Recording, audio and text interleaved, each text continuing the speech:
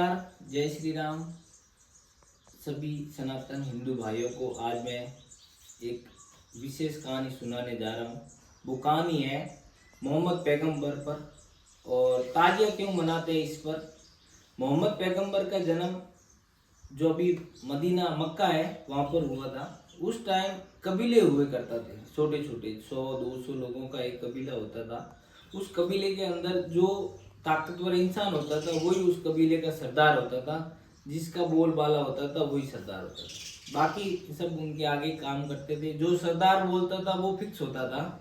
और उन कबीलों के अंदर अलग अलग देवी देवता होते थे। सभी कबीले वाले अपने अपने देवी देवताओं की पूजा करते थे। तो अभी जो वहाँ पर जैसे ये ईरान, इराक और अभी जो सऊदी अरब वगैरह, ये सारा उस टाइम एक जंगल की तरह था। और कबीले वाले कभी यहाँ कभी वहाँ अपने भेड़ बकरी जो भी गाय भैंस उनके पास होती थी तो इधर उधर आया जाया करते थे।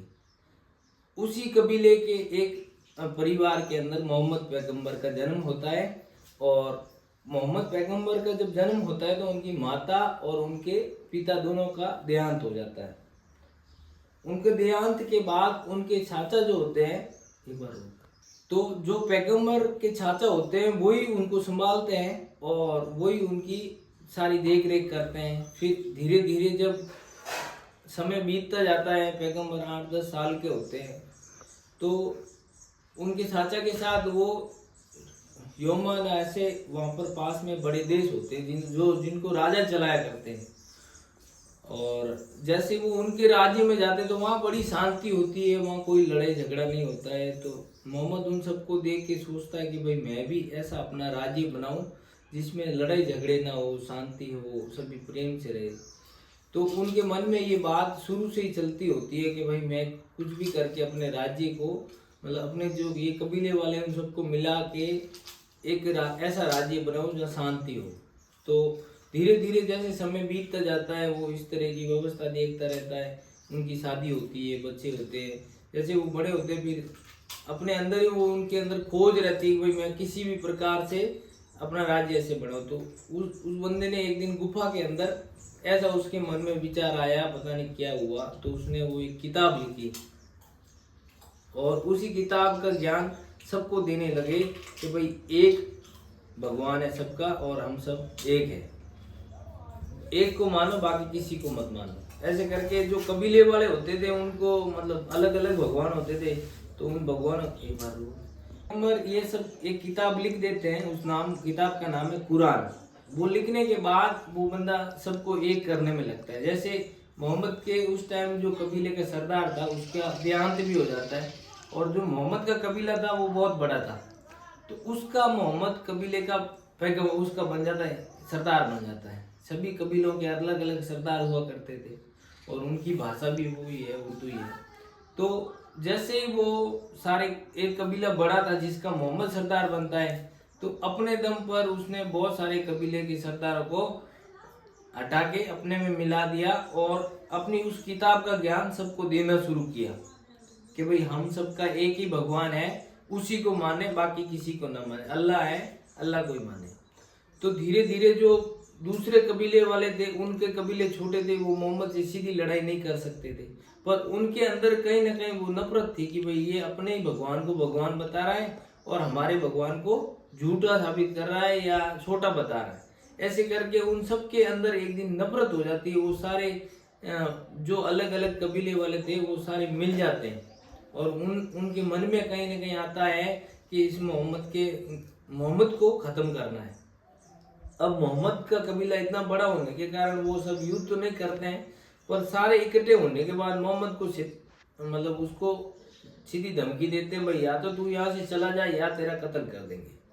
तो मोहम्मद उन सब से डर के अपना जो मक्का होता है इसको छोड़ के मदीने चला जाता है। मदीने जाने के बाद मोहम्मद वहाँ पर जो मदीने में जो कबीले वाले थे उन सबको अपनी ये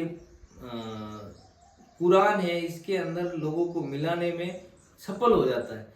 वहाँ का पूरा जो मदीना इलाका होता है वो पूरा मोहम्मद के कब्जे में आ जाता है और मोहम्मद सरदारों से धीरे धीरे वो खलीफा बन जाता है, वहाँ का राजा बन जाता है।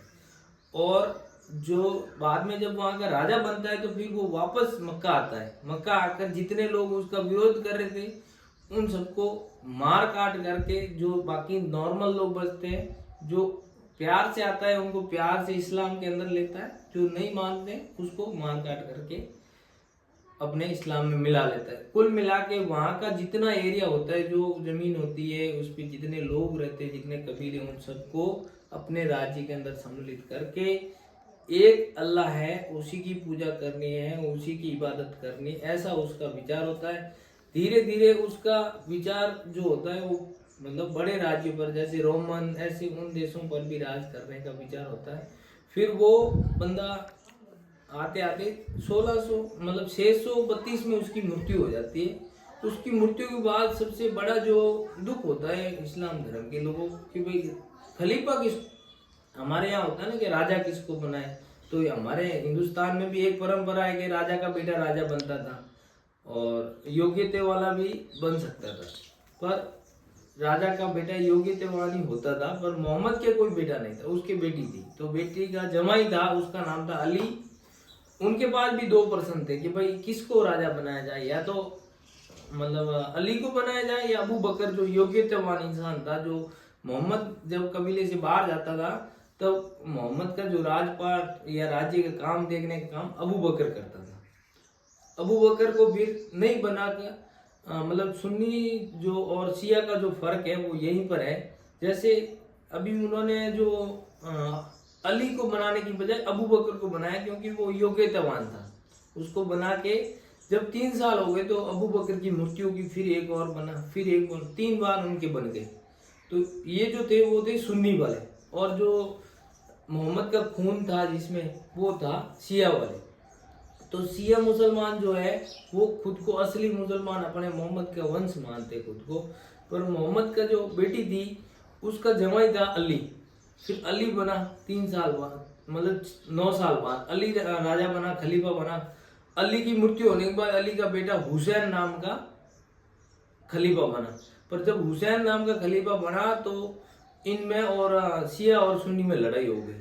शिया और सुन्नी में लड़ाई हुई तो सुन्नी वाले मुसलमानों ने हुसैन का कत्ल कर दिया।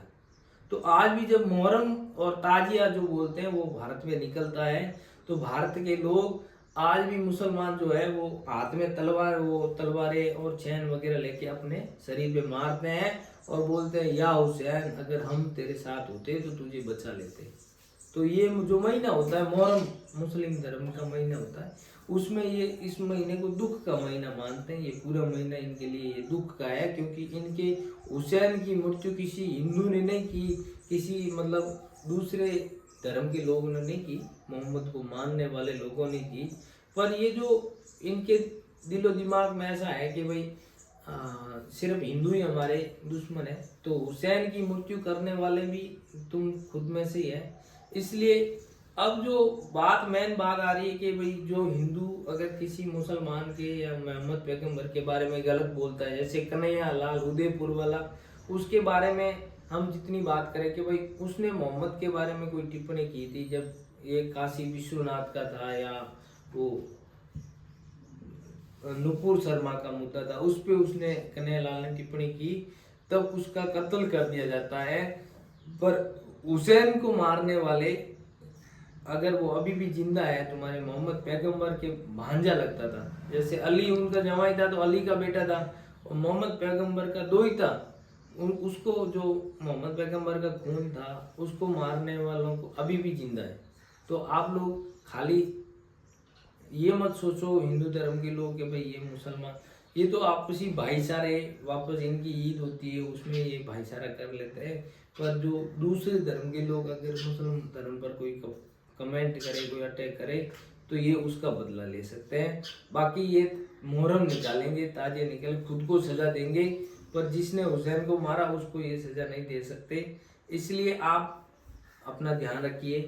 ज़्यादा कोई एरिया है जिसमें मुस्लिम ज़्यादा है, आपका एक ही घर है, तो अच्छा होगा कि आप उस घर को छोड़ के दूसरी जगह रहना शुरू कीजिए। नहीं तो आप खतरा में रहोगे, आपकी बच्चियां खतरे में रहेगी और आपको सहन से ये जीने नहीं देंगे। मेरा ये वीडियो आपको बढ़िया लगे, ये मैंने डिटेल में इस्लाम पर ये वीडियो बनाया है, जिसको सही लगे वो कमेंट में जय श्री राम लिखना, जिनको सही ना लगे वो जो मर्जी लिखना। जय श्री राम।